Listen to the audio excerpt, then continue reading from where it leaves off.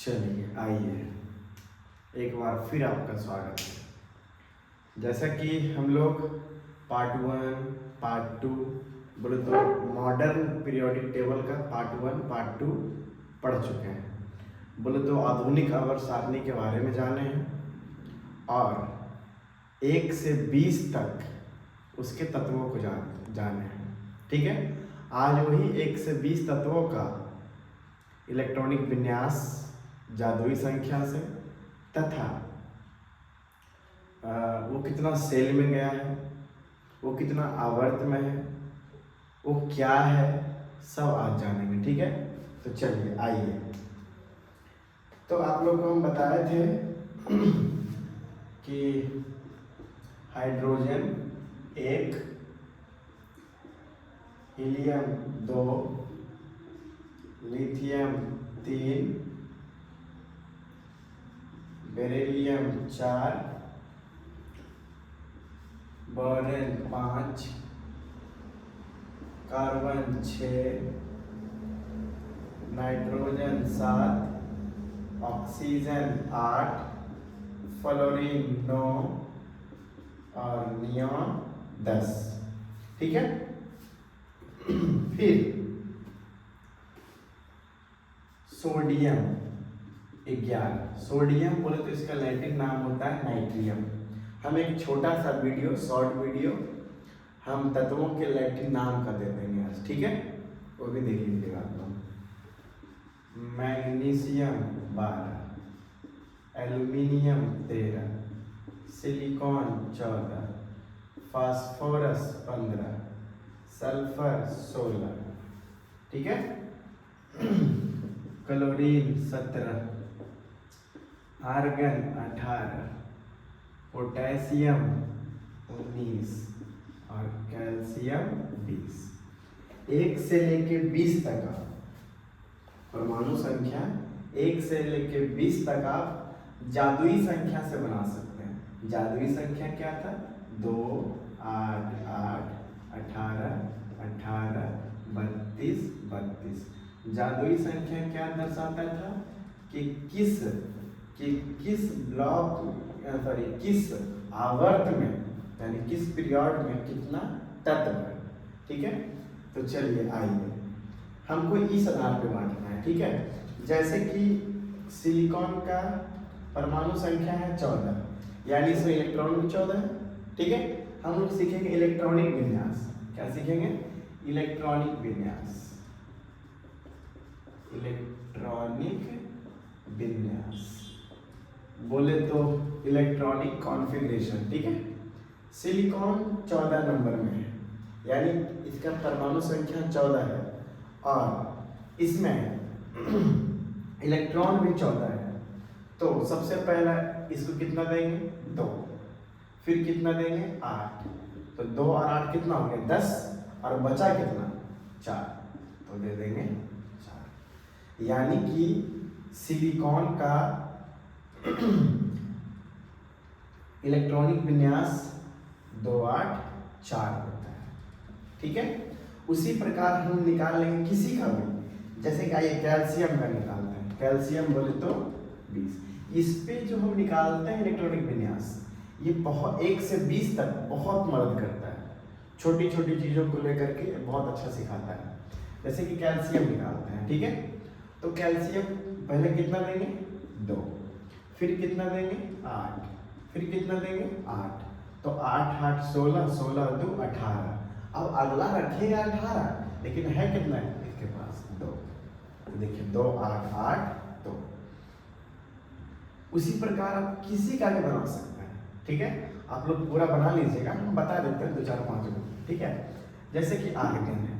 Argon है तो पहला कितना लेगा? 2। दूसरा कितना लेगा? 8। और 2, 8, 10 हो गया। और तीसरा कितना लेगा? 8। 8 पूरा हो गया इसका। तीसरा सेल है ना, ये कितने सेल में प्रवेश किया है? 1, 2, 3। ये कितने सेल में प्रवेश किया है? 1, 2, 3, 4। आपको हम पूरी तरह से बताएंगे। ठीक है, इसमें इलेक्ट्रॉनिक विन्यास और कितना सेल में कौन प्रवेश किया है। जैसे कि आइए अब आते हैं बात के माने कार्बन में। ठीक है, तो कार्बन में क्या है? इसका कितना होगा? 2 पहले 2 रखेगा, फालतू नहीं रखेगा, ठीक है। जितना मैक्सिमम क्षमता है उतना ही रखेगा, मिनिमम रखेगा लेकिन मैक्सिमम से फालतू नहीं रखेगा। तो कितना हो जाएगा 2,4, ठीक है। 4 2 कितना हो गया 6। जैसे कि फॉलोइंग में कितना नंबर में 9 नंबर में, तो पहला कक्षा कितना रखेगा 2, फिर कितना रखेगा 7, 2 और 7 कितना हो गया 9, ठीक है। उसी प्रकार इधर है, जैसे कि ये लिथियम है, हीलियम है, बेरिलियम है, किसी का भी निकालिए। अब जैसे निकालता है हाइड्रोजन का, तो ये रख कितना सकता है, पहला सेल कितना रखता है 2, लेकिन है इसके पास कितना 1, तो कितना रखेगा 1, पता चला, ठीक है। जैसे कि अब लिथियम है, तो इसके पास 3 इलेक्ट्रॉन है, जितना परमाणु संख्या होता है उतना ही इलेक्ट्रॉन होता है, उतना ही प्रोटॉन होता है, ठीक है। कल बताया था पिछले वीडियो में। तो जैसे कि इसके पास 3 रखने की क्षमता है, 3 इलेक्ट्रॉन इसके पास है, तो पहला कक्षा कितना रखेगा 2, अब बच कितना गया 1। अब देखिए क्या दर्शा रहा है, जैसे कि आप किसका लीजिए, सिलिकॉन का। हम सिलिकॉन का लेते हैं, तो सिलिकॉन का इलेक्ट्रॉनिक विन्यास कितना हो गया 2 8 4, 2 8 4। बोलो ये कितना सेल में गया है, तो K L और M, ठीक है। कहने का मतलब हुआ ये सिलिकॉन है, तो ये पहला सेल, दूसरा सेल और तीसरा सेल। बताइए पहला सेल में कितना इलेक्ट्रॉन है 2, तो कहीं पर भी 2 इलेक्ट्रॉन दे दीजिए, ठीक है। अब है अगला सेल में कितना 8, 1 2 3 4 5 6 7 8 हो गया। और अगला में कितना बचा है, अगला में कितना बचा है, तो 4, तो दे दीजिए कहीं पे 1 2 3 4। इस प्रकार से हम इलेक्ट्रॉनिक विन्यास के सहारे सभी का फिगर बना सकते हैं। हम एक का बताए हैं सिलिकॉन का, आप चाहें तो पूरा का बना सकते हैं, ठीक है। और ये विन्यास निकलता किससे, जादुई संख्या से, 2 8 8 18 18 32 32, ठीक है। अब जैसे कि हम छोटा सा उदाहरण लेते हैं इसका, किसका लेते हैं, किसी का लेते हैं, चलिए लेते हैं या सोडियम का ही लेते हैं। तो पहला सेल कितना रखेगा 2, दूसरा सेल कितना रखेगा 8, 2 8 कितना हो गया 10, इसके लिए कितना बच गया 1, यानी कितना सेल में प्रवेश किया, तो 3 सेल। तो फिर इसको भी ऐसे कर सकते हैं हम लोग, सोडियम लिख करके 1 2 और कितना 3, तो पहला सेल कितना रखा है 2, ठीक है। दूसरा कितना 8, तो 1 2 3 4 5 6 7 और कहीं पे 8 बुला दीजिए 8। अब अगला कितना रखा है मात्र 1, कहीं भी दे दीजिए, ठीक है। अब इसके सहारे क्या होता है कि आपको हम बताए थे कि आवर्त होता है 7, ठीक है, और वर्ग होता है कितना 18, ठीक है। तो ये जिस प्रकार ऐसे रखा हुआ है कि ये कितना सेल में प्रवेश किया 1 2, तो ये हो गया द्वितीय आवर्त का, कितना का हो गया द्वितीय आवर्त का, ठीक है। अब ये क्या है 3 सेल में प्रवेश 1 2 3, तो ये कौन सा आवर्त का हो गया है, तृतीय आवर्त का तत्व है, ठीक है। ये कितना में प्रवेश किया है 4 में, तो ये क्या हो गया चतुर्थ आवर्त का हो गया, ठीक है। अब आपको ऐसे करके 1 से 20 तक निकाल लीजिएगा, ठीक है। हम लगभग शुरू में सबका निकाल देते हैं, ठीक है। चलिए अब इसका निकालेंगे, इसका हो जाएगा 2, इसका हो जाएगा 2, इसका कितना हो जाएगा 2, 2 है ना, क्योंकि पहला सेल 2 ही रखेगा। इसका हो जाएगा 2, 3, इसका हो जाएगा 2, 5, इसका हो जाएगा 2, 6, इसका हो जाएगा 2, 8, फालतू नहीं रखेगा। ऐसा नहीं है कि मैग्नीशियम में आ गए तो दे दिए 2, 9 या फिर दे दिए 2, 10, ऐसा कभी नहीं करना है। जब भी देना है तो अगला में 8 ही लेना है, तो 8 2 10 और 10 2 12, ठीक है। एल्युमिनियम का हो जाएगा 2 8 3, ये हो जाएगा 2 8 5, ये हो जाएगा 2 8 6, ये हो जाएगा कितना 2 8 7, ये हो जाएगा 2 8 8 1। ठीक है। अब इसी छोटा सा ट्रिक के सहारे यानी छोटा सा जादुई संख्या के सहारे हम 1 से 20 तक सभी तत्वों का इलेक्ट्रॉनिक विन्यास निकाल सकते हैं, सभी तत्वों का वैलेंसी निकाल सकते हैं, सभी तत्व कौन सा आवर्त में है, सभी तत्व का हम क्या है, ये धातु है अधातु है। तो चलिए देखिए, अब जैसे कि हम बात करें इसमें कुछ चीजों का, इसका बाह्यतम कक्षा में कितना इलेक्ट्रॉन है 6, बाह्यतम कक्षा में कितना इलेक्ट्रॉन है 5, बाह्यतम कक्षा में कितना इलेक्ट्रॉन है तो 4, बाह्यतम कक्षा में कितना इलेक्ट्रॉन है तो 3, बाह्यतम कक्षा में कितना इलेक्ट्रॉन है तो 5, बाह्यतम कक्षा में कितना इलेक्ट्रॉन है तो 1, बाह्यतम कक्षा में कितना है तो 2, बाह्यतम कक्षा में कितना है तो 8। आपको एक छोटा सा ट्रिक बताते हैं कि जिसके बाह्यतम कक्षा में 1 2 3 इलेक्ट्रॉन रहे वो कहलाएगा धातु, जिसके बाह्यतम कक्षा में 5 से 6 7 रहे वो कहलाएगा अधातु, और 4 वाला कहलाएगा उपधातु। क्या कहलाएगा उपधातु, और आपका ये 8 वाला कहलाएगा निष्क्रिय, जिसको बोलते हैं नॉवेल, जिसको बोलते हैं अक्रिय। ठीक है। तो अब इसके सहारे हम प्राप्त कर सकते हैं, बशर्ते इसमें भी कुछ अपवाद है, जिसमें अपवाद है हम सारा में स्टार लगा देते हैं। क्या लगा देते हैं स्टार। ये 3 को छोड़कर आप 1 से 20 तक या आगे तक भी किसी को भी ज्ञात कर सकते हैं।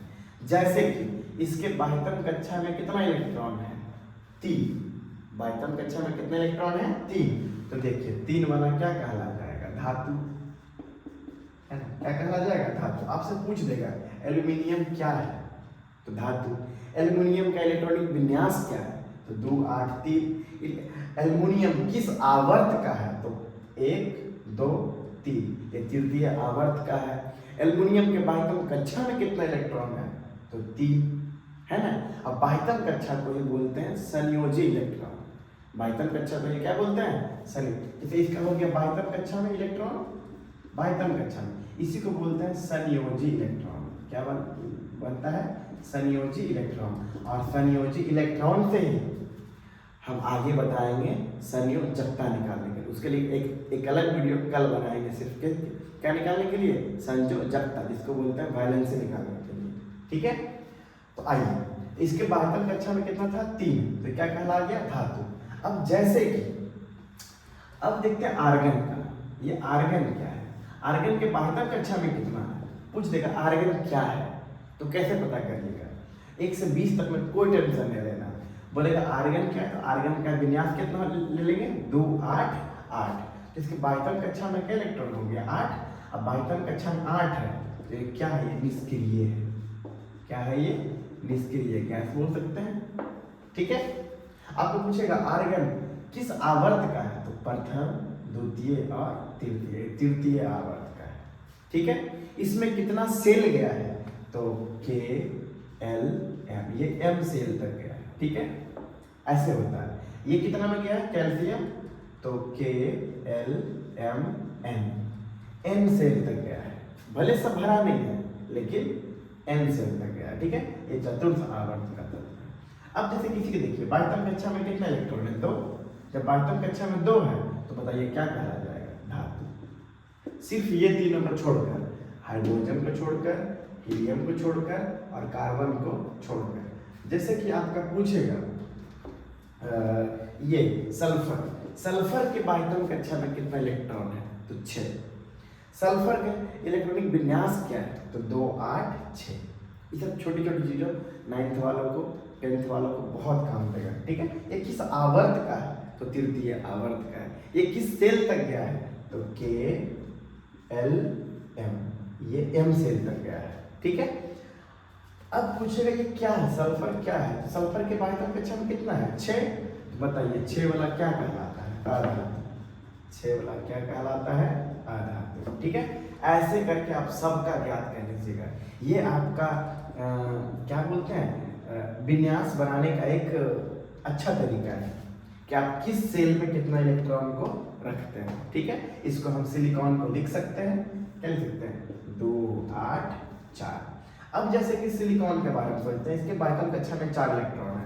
जब 4 इलेक्ट्रॉन है तो बताइए क्या कहलाएगा, उपधातु। ये क्या है, ये उपधातु है। ठीक है, ठीक है।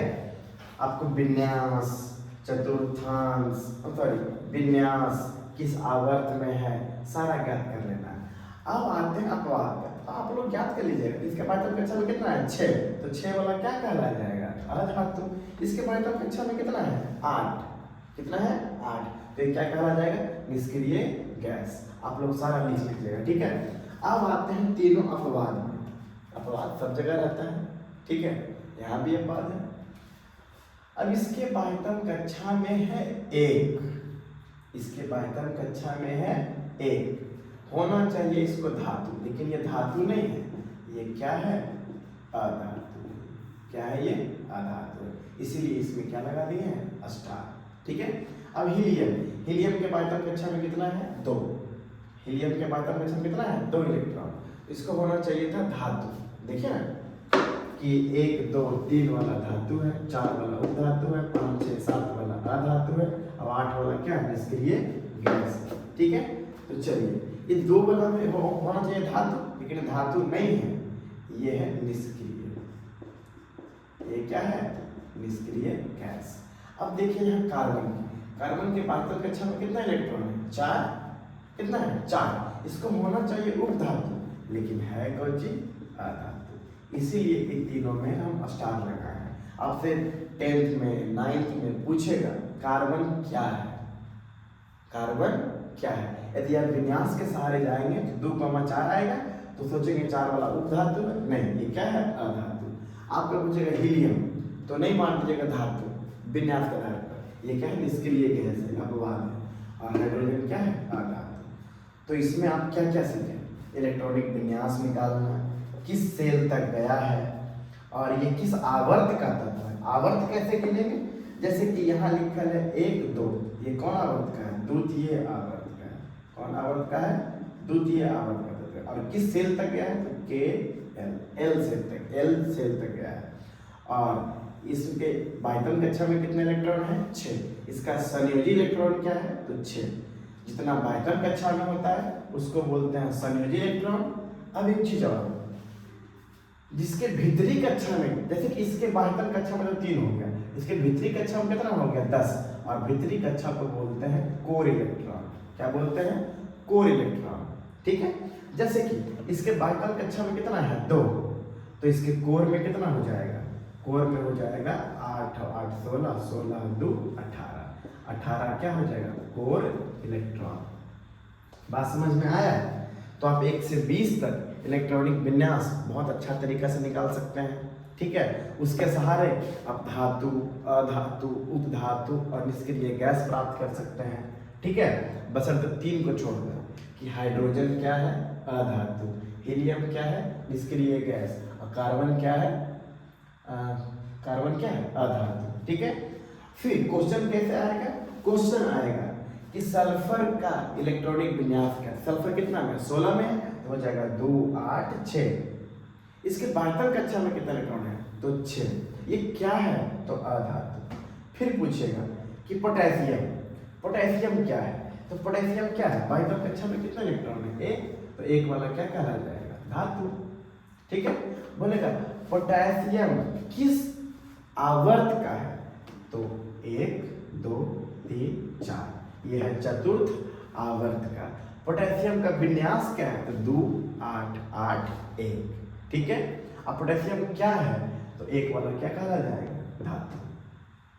ठीक है, फिर पूछेगा आर्गन क्या है, या आर्गन का परमाणु संख्या क्या है, या आर्गन